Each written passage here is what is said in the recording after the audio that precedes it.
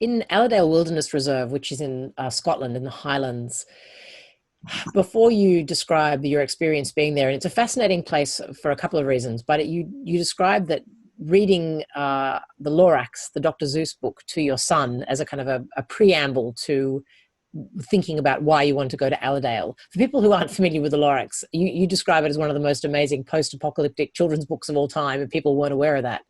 Tell us a little bit about the Lorax and the kinds of discussions it led to with your son. Yeah, well, the Lorax is this like just amazing. I'm just a huge fan of Dr. Seuss. For me, and it sounds glib, but for me, like the great literary figures of my reading life have been like Joyce, Beckett, maybe Annie Dillard, and Dr. Seuss. They're like the sort of like That's the a big. list. And I came to Dr. Seuss quite late. Like I read him a little bit as a kid, and he was read to me. But like I started reading him in earnest with my son, and it's just so funny and bizarre and rich and like linguistically playful. I always connected in my mind with Joyce, that kind of like pure exploration of language as a realm of possibility and play, and just like unadulterated genius, I think. But The Lorax is a very different kind of book within his work, because it's very dark. It's incredibly dark and difficult, actually, to sort of read to a young child, because it's a story about environmental devastation. I mean, it was written in, I guess, the late 60s, early 70s, I think. I could be wrong. I think that period, around the time, I suppose after the publication of Rachel Carson's Silent Spring, when like ecological destruction really started to be a discussion at like public policy level in the US. And it takes place in this kind of like blasted landscape where all natural life has been destroyed, and it's been destroyed by like over exploitation of the land for production. So it's a really anti-capitalist kind of propagandistic story in a way, just aimed at like 5-year-olds. And there was a lot of discussion when it came out around like, you know, this is anti-American, this is anti-capitalist, this won't stand. But it is, I mean, it's a painful thing to read because it's a hopeful book.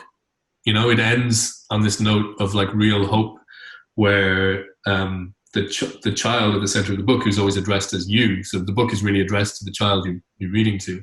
The child is given some seeds and this instruction to plant the seeds, and you know, nothing is going to get better unless someone like you cares a whole awful lot. That's kind of the last line of the book. And there's this sense that you know, there can be a rebirth, there can be an ecological kind of rebirth, and we can reverse this devastation.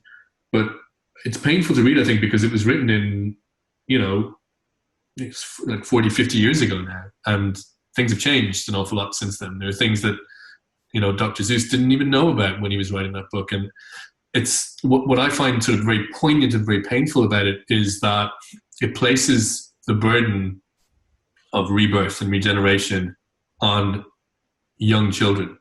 And this is what we do, I think. This is what we're sort of doing right now. We're sort of placing our hope in the next generation. You know, if you look at Greta Thunberg, that's a sort of manifestation of how, you know, understandably and, you know, quite poignantly, we place our hope for the future in younger people. So I wanted to explore that a little bit through the Lorax, and that's a theme that kind of runs through the book. There's a lot of stuff in the book about my own experience as a parent of very young children, and those combinations of like anxiety and guilt and hope that come from having children, I think, right now, and being aware of the sort of darkness of the future. So that's kind of really what impels the book. I think a lot of people, when they read it, were kind of like, why is there 15 pages about a Dr. Seuss book in the middle of this? Hopefully I pull it off. But No, yeah, it seems like crucial.